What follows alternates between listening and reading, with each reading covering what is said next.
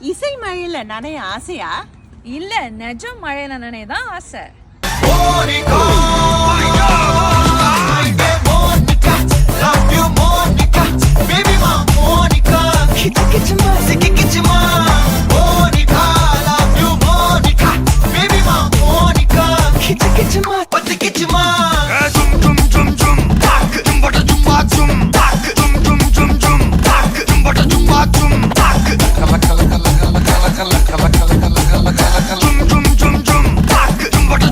ஊதுறாத.